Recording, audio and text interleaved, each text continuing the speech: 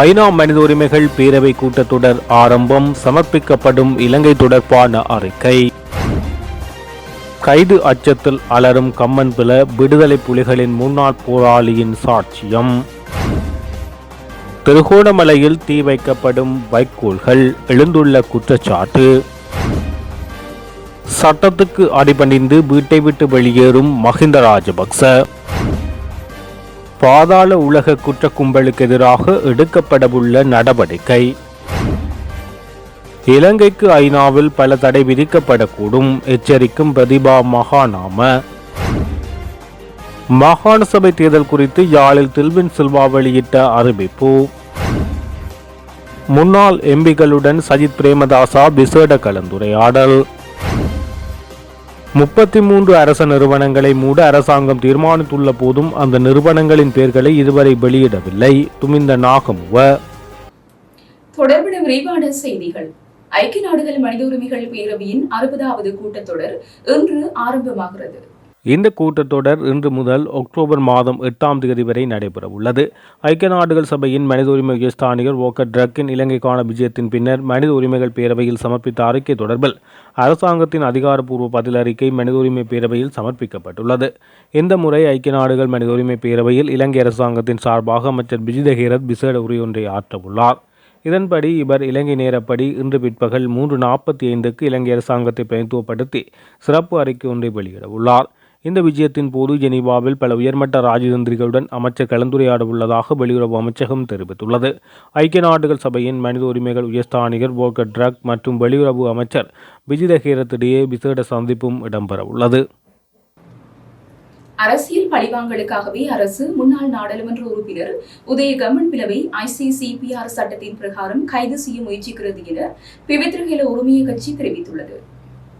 இதற்கு எதிராக சகல எதிர்க்கட்சிகளும் ஒன்றிணைய வேண்டும் என பிபித்துறைகள உரிமைய கட்சி ஸ்ரீலங்கா பொதுஜன பெரமுனவிடம் வேண்டுகோள் விடுத்துள்ளது.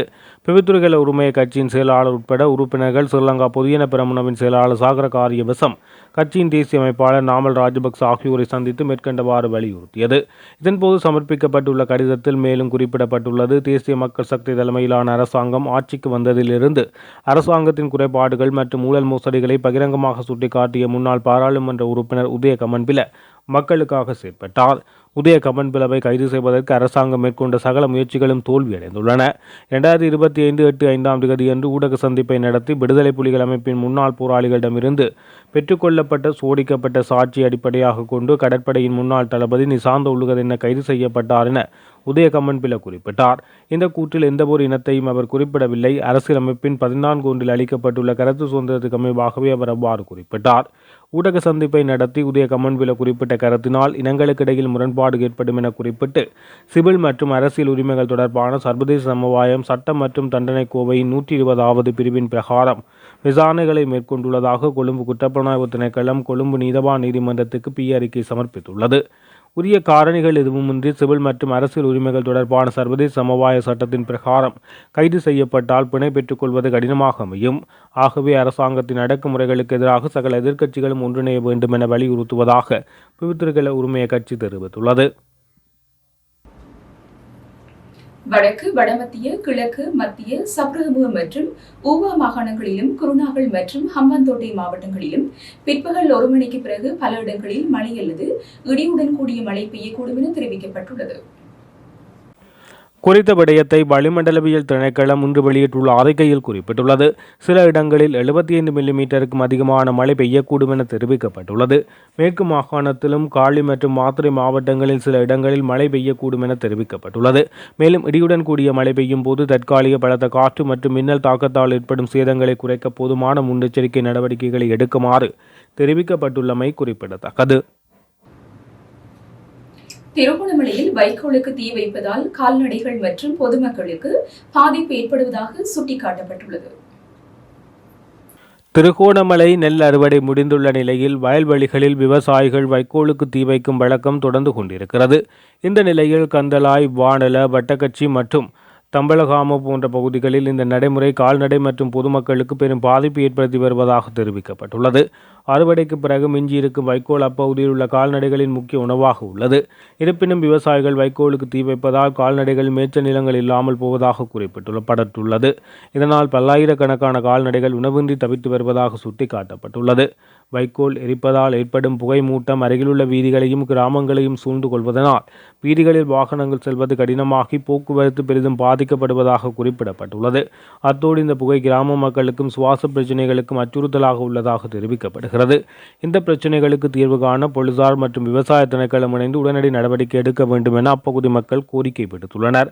எதிர்காலத்தில் இதுபோன்ற பாதிப்புகள் ஏற்படுவதை தவிர்க்க வைக்கோலை முறையாக அப்புறப்படுத்தவோ அல்லது மாற்று வழிகளில் பயன்படுத்தவோ விவசாயிகளுக்கு விழிப்புணர்வு ஏற்படுத்த வேண்டும் என அவர்கள் வலியுறுத்தியுள்ளனர். கொழும்பு மகசின் சிறைச்சாலையில் தடுத்து வைக்கப்பட்டுள்ள முன்னாள் அமைச்சர் ராஜித சேனாரத்ன மகிழ்ச்சிகரமாக தனது நேரத்தை கடத்துவதாக சிறைச்சாலை வட்டாரங்கள் தெரிவித்துள்ளன. சிறைச்சாலை எண் பிரிவில் உள்ள கைதிகளால் சுவர்களில் முன்பு எழுதப்பட்டிருந்த கவிதைகளை ராஜித படித்து மகிழ்ந்து வருவதாக தெரிவிக்கப்படுகிறது. இந்த கவிதைகள் தனக்கு சுவாரஸ்யமான நினைவுகளாக இருப்பதாக சக கைதிகளிடம் சில சிறை அதிகாரிகளிடமும் ராஜித தெரிவித்துள்ளார். அவர் சிறை அதிகாரிகளிடமிருந்து எந்த வசதிகளையும் கோரவில்லை. கடந்த புதன்கிழமை மருத்துவ பரிசோதனைக்காக சிறை மருத்துவமனைக்கு அழைத்து செல்லப்பட்ட போதிலும் அவர் சிறைச்சாலைக்கு செல்ல வேண்டும் என சிறைச்சாலை அதிகாரிகளிடம் தெரிவித்துள்ளார். பல்வேறு குற்றச்சாட்டுகளில் விளக்கமறையில் வைக்கப்பட்டுள்ள அரசு அதிகாரிகள் உட்பட சுமார் 25 கைதிகள் தடுத்து வைக்கப்பட்டுள்ள சிறைச்சாலையின் எண் பிரிவில் ராஜிதவும் தடுத்து வைக்கப்பட்டுள்ளார். மேலும் ராஜித சேனாரத்ன தினமும் செய்தித்தாள்கள் படிப்பதிலும் தொலைக்காட்சி பார்ப்பதிலும் தனது நேரத்தை செலவிடுவதாக தெரிவிக்கப்பட்டுள்ளது. கடந்த வாரம் முன்னாள் அமைச்சர் சந்திக்க பலர் சிறைச்சாலைக்கு வந்து சென்றுள்ளனர். இதன் காரணமாக அவர் காலை மற்றும் பிற்பகலில் பெரும்பாலான நேரத்தை பார்வையாளர்களுடன் செலவிட வேண்டியிருந்தது என சிறை வட்டாரங்கள் தெரிவித்துள்ளன. முன்னாள் ஜனாதிபதிகளுக்கான சலுகைகளை நீக்கும் சட்டமூலம் மீதான உயர் நீதிமன்ற தீர்ப்பை சபாநாயகர் பெற்றுள்ளார் என தகவல் வெளியாகியுள்ளது. மேலும் இந்த தீர்ப்பை நாளைய தினம் சபாநாயகர் பாராளுமன்றத்தில் முன்வைக்க உள்ளார். அடுத்த வாரத்துக்குள் அரசாங்கம் இந்த சட்டமூலத்தை நிறைவேற்றும் என எதிர்பார்க்கப்படுகிறது. மேலும் ஜனாதிபதிகளின் சலுகைகளை நீக்க சட்டமூலம் நிறைவேற்றப்பட்ட பின்னர் ஓய்வூதியங்களை தவிர முன்னாள் ஜனாதிபதிகள் அனுபவித்து வந்த பல சலுகைகள் ரத்து செய்யப்படும். அரசாங்க வீடுகளில் தங்கியிருக்கும் முன்னாள் ஜனாதிபதிகளை வெளியேற்றுவது இந்த சட்டத்தின் பிரதான நோக்கமாகும். முன்னாள் ஜனாதிபதிகளில் முன்னாள் ஜனாதிபதி மஹிந்த ராஜபக்ச மட்டும் தற்போது அரசாங்கத்தால் வழங்கப்பட்ட வீட்டை அனுபவித்து வருகிறார். இந்த நிலையில் சட்டமூலம் நிறைவேற்றப்பட்ட பிறகு முன்னாள் ஜனாதிபதி மஹிந்த ராஜபக்ச சட்டத்துக்கு அடிபணிந்து விஜயராமவில் உள்ள தனது உத்தியோகபூர்வ இல்லத்தை விட்டு வெளியேறுவார் என ஸ்ரீலங்கா பொதுஜன பெரமுனவின் செயலாளர் சாகர காரியவசம் தெரிவித்துள்ளார். போலீஸ் அதிகாரிகள் மற்றும் பாதாள உலக உறுப்பினர்கள் ஆகியோர் கொல்லப்பட்ட 11 சம்பவங்கள் தொடர்பாக கைது செய்யப்பட்ட சந்தேக நபர்களுக்கு நேரடியாக குற்றப்பத்திரிகை தாக்கல் செய்ய சட்டம் அதிபர் முடிவு செய்துள்ளதாக தெரிவிக்கப்பட்டுள்ளது. விசாரணைகள் நிறைவடைந்துள்ள நிலையில் சாட்சிகளுக்கு அச்சுறுத்தல் ஏற்படக்கூடும் என்ற அடிப்படையில் குற்றப்புலனாய்வு திணைக்களம் விடுத்த கோரிக்கையை தொடர்ந்து இந்த முடிவு எடுக்கப்பட்டுள்ளது. களுத்துறை சிறைச்சாலை பேருந்து தாக்குதலில் பாதாள உலக குழுவைச் சேர்ந்த சமயன் கொல்லப்பட்டமை, கரந்தனிய மருத்துவர் கொலை, போலீஸ் போதைப்பொருள் தடுப்பு பிரிவின் காவலில் இருந்த பொறியியலாளர் ஒருவரின் கொலை, ஹொகிவெள்ள போபி கொலை, போலீஸ் சந்தேக நபர்கள் சம்பந்தப்பட்ட எல்பிட்டிய இரட்டை கொலை, போதைப்பொருள் தடுப்பு பிரிவின் அதிகாரி நியோமல் ரங்கஜீவ மீதான கொலை முயற்சியின் போது ஒரு சிறுவன் சுட்டுக் கொல்லப்பட்டமை, ரத்கம கொலை மற்றும் கனைமுள்ள சஞ்சீவம் நீதிமன்றத்தில் துப்பாக்கிச்சூடு நடத்தியமை ஆகியவை இந்த வழக்குகளில் அடங்கும். இந்த நிலையில் ஒவ்வொரு வழக்கு கோப்பையும் மதிப்பாய்வு செய்ய சட்டமா அதிபர் திணைக்களத்தினால் நடவடிக்கை எடுக்கப்பட்டுள்ளதாகவும் விசேட குழு ஒன்று நியமிக்கப்படும் எனவும் தெரிவிக்கப்பட்டுள்ளது. பாதுகாப்பு பேரவையில் வீட்டோ பவரை எந்த நாடும் பயன்படுத்தாவிட்டால் எமது நாட்டுக்கு பல தடைகள் விதிக்கக்கூடும் என பேராசிரியர் பிரதீபா மகாநாமகேவ எச்சரித்துள்ளார். 2010 ஆண்டு முதல் ஐக்கிய நாடுகள் மனித உரிமை பேரவையால் பரிந்துரைக்கப்பட்டவைகளை நாம் நிறைவேற்ற வேண்டும். அவ்வாறு இல்லை என்றால் நமக்கு பெரும் ஆபத்து காத்திருக்கின்றது என சுட்டிக்காட்டியுள்ளார். இலங்கையின் மனித உரிமைகள் நிலவரம் தொடர்பில் உயர்ஸ்தானிகர் வோல்கர் ட்ரக்கினால் அண்மையில் 13 பக்கம் கொண்ட எழுத்துமூல அறிக்கை ஒன்று சமர்ப்பிக்கப்பட்டது. இதில் இலங்கை கடைபிடிக்க வேண்டியவை தொடர்பில் தெளிவாக குறிப்பிடப்பட்டுள்ளது. இதற்கு ஒன்றிணைந்த பங்களிப்பை வழங்குமாறு குறிப்பிடப்பட்டிருந்ததை இலங்கை அரசு ஏற்றுக்கொள்ளவில்லை. இது சாதகமான நிலையாகும். நாடாக நாம் அவற்றுக்கு கட்டுப்படவில்லை. ஆனால் எமக்கு எதிரான பரிந்துரைகளை முன்வைக்க அமெரிக்காவோ சம பங்களிப்பை வழங்கியது. ஆனால் இம்முறை அமெரிக்க பிரதிநிதிகள் விலகிக் கொள்ளப்பட்டுள்ளனர். ஆனால் இம்முறை பிரிட்டன் நமக்கு எதிரான பரிந்துரைகளை முன்வைத்துள்ளது. பிரிட்டன் தனிமைப்படுத்தப்பட்டதால் சம பங்களிப்பை வழங்குமாறு எம்முடன் பேச்சுவார்த்தை நடத்தியது. அதற்கு எமது பக்கத்தில் காத்திரமான நிலைப்பாடு தெரிவிக்கப்பட்டுள்ளது. மேலும் கனடா, மலாவி, மொன்றிக்கோ ஆகிய நாடுகள் இந்த நாடுகள் இணைந்தே இலங்கைக்கு எதிரான தீர்மானங்களை கொண்டு வர உள்ளது. இதன் ஒரு அறிக்கையை வெளிவிவகார அமைச்சுக்கு அனுப்பப்பட்டுள்ளது. இந்த தீர்மானத்தில் பல பரிந்துரைகள் நாட்டின் இறைமைக்கும் ஒற்றுமைப்பாட்டுக்கும் பாதகமானதால் நிராகரிக்கப்பட்டுள்ளது. அத்தோடு போர்க்குற்றம் தொடர்பில் இலங்கைக்கு வெளியே சாட்சிகள் சேகரிக்கப்பட்டுள்ளன, அவற்றை சர்வதேச நீதிமன்றத்தில் விசாரணை செய்ய வேண்டும் என்கின்றனர். ஆனால் மனித உரிமைகள் தொடர்பிலான பிரச்சினைகளை அரசாங்கம் தீர்க்க முற்பட்டுள்ளது. ஆனாலும் பிரதானமான பிரச்சினைகள் 4க்கு தீர்வு காண வேண்டியுள்ளது. ரோம் சாசனத்தில் கையொப்பமிடுதல் அது மிகவும் ஆபத்தானதாகும். மற்றது பயங்கரவாத தடைச்சட்டம் நீக்கப்பட்டு புதிய சட்டம் கொண்டு வருவதற்கு இணக்கம் தெரிவித்துள்ளோம்.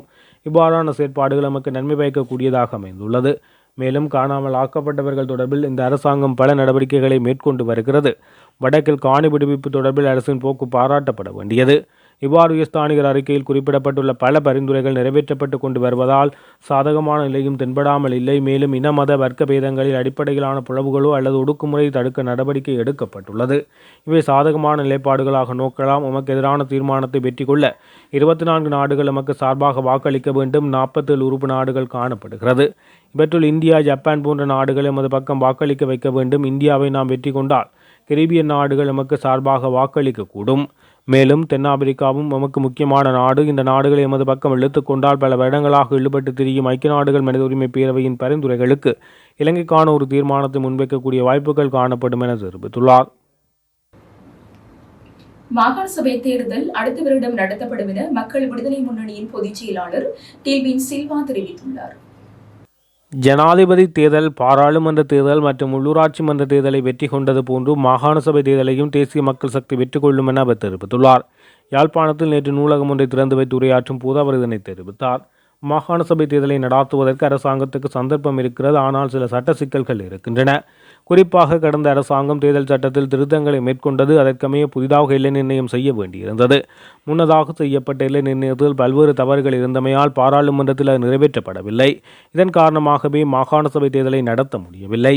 இந்த நிலையில் புதிதாக மீண்டும் எல்லை நிர்ணயம் செய்ய வேண்டியுள்ளது. அதற்காக புதிய ஆணைக்குழு ஒன்றை நியமித்து எல்லை நிர்ணயம் செய்வதற்கு நடவடிக்கை எடுக்க வேண்டும். எனவே எதிர்வரும் வருடத்தில் எல்லை நிர்ணயம் செய்யப்பட்டு மாகாண சபை தேர்தலை நடத்த முடியும். இதற்கமைய ஜனாதிபதி தேர்தல், பாராளுமன்ற தேர்தல் மற்றும் உள்ளூராட்சி மன்ற தேர்தலை வெற்றி கொண்டது போன்று மாகாண சபை தேர்தலையும் தேசிய மக்கள் சக்தி வெற்றி கொள்ளும் என டில்வின் சில்வா தெரிவித்துள்ளார். ஐக்கிய மக்கள் சக்தி மற்றும் ஐக்கிய தேசிய கட்சியை பிரதிநிதித்துவப்படுத்தும் முன்னாள் பாராளுமன்ற உறுப்பினர்கள் குழுவுடன் எதிர்க்கட்சித் தலைவர் சஜித் பிரேமதாஸ் இன்று சிறப்பு கலந்துரையாடல் நடாத்த உள்ளார். எதிர்க்கட்சி தலைவரின் வேண்டுகோளின் பேரில் இந்த கலந்துரையாடல் நடைபெறவுள்ளது. பாராளுமன்றத்தை பிரதிநிதித்துவப்படுத்திய முன்னாள் பாராளுமன்ற உறுப்பினர்களின் கருத்துக்களை பெற்று எதிர்கால அரசியல் நடவடிக்கை ஒழுங்கமைப்பதே எதிர்க்கட்சி தலைவரின் நோக்கமாகும் என தெரிவிக்கப்பட்டுள்ளது. பாதாள குழுக்களின் முன்னிலை தரப்பினரை கைது செய்தவுடன் ஒரு சில அரசியல்வாதிகள் கலக்கமடைந்துள்ளார்கள். போதைப்பொருள் வியாபாரத்துக்கும் அரசியல்வாதிகளுக்கும் இடையில் தொடர்புள்ளது என்பதை நாட்டு மக்கள் வெகு விரைவில் உறுதியாக அறிந்து கொள்வார்கள் என வர்த்தகத்துறை மற்றும் உணவு பாதுகாப்பு அமைச்சர் வசந்த சமரசிங்க தெரிவித்தார். ஊழல்வாதிகளுக்கு சட்டத்தினூடாக நடவடிக்கை எடுக்கும் போது எதிர்க்கட்சிகள் அனைத்தும் தற்போது ஒன்றிணைந்துள்ளன. எதிர்க்கட்சி உறுப்பினர்கள் அனைவரும் நண்பர்கள் என்பதை நாட்டு மக்கள் இதனூடாக விளங்கிக் கொள்ள வேண்டும். இவர்கள் ஆட்சியில் இருந்தால் அவர்களின் நண்பர்களான ஊழல்வாதிகள் அனைவரும் பாதுகாக்கப்படுவார்கள். ஊழல் மோசடியினால் தான் இந்த நாடு வங்குரோத்து அடைந்தது. ஆகவே ஊழல்வாதிகளுக்கு எதிராக நடவடிக்கை எடுக்கும் போது அதனை அரசியல் பழிவாங்கல் என்று எவ்வாறு குறிப்பிடுவது? பாதாள உலக குழுக்கள் முன்னிலையில் தரப்பினரை கைது செய்தவுடன் ஒரு சில அரசியல்வாதிகள் கலக்கமடைந்துள்ளனர். இதனையும் அரசியல் பழிவாங்கல் என்று எதிர்க்கட்சியினர் குறிப்பிடாமல் இருப்பது ஆச்சரியத்துக்குரியது. போதைப்பொருள் வியாபாரத்துக்கும் அரசியல்வாதிகளுக்கும் இடையில் தொடர்புள்ளது என்பதை நாட்டு மக்கள் வெகு விரைவில் உறுதியாக அறிந்து கொள்வார்கள். கடந்த அரசாங்கங்களின் அரசு அனுசரணையில் பாதாள குழுக்கள் மற்றும் போதைப்பொருள் வர்த்தகர்கள் பாதுகாக்கப்பட்டார்கள். பாதாள குழுக்களின் முன்னிலை தரப்பினர் கைது செய்யப்பட்டு அவர்களினால் வெளிப்படுத்தப்படும் விடயங்களால் ஜனாதிபதி கனவு காண்பவர்கள் தற்போது அச்சமடைந்துள்ளார்கள். இவர்கள்தான் கடந்த காலங்களில் பாதாள குழுக்களை போஷித்தார்கள். அதன் விளைவே நாடு இன்று எதிர்கொள்கின்றது என குறிப்பிட்டுள்ளார். நட்டமடைந்து வருவதாக 33 அரசு நிறுவனங்களை மூடிவிடுவதற்கு அரசாங்கம் தீர்மானித்துள்ள போதும் அந்த நிறுவனங்களின் பெயர்களை இதுவரை வெளியிடவில்லை. அதே நேரம் இதுகுறித்து மக்களை அறிவூட்ட வேண்டியது அரசாங்கத்தின் பொறுப்பாகும் என மக்கள் போராட்ட அமைப்பின் நிறைவேற்றுக்குழு உறுப்பினர் துமிந்த நாகமுக தெரிவித்தார்.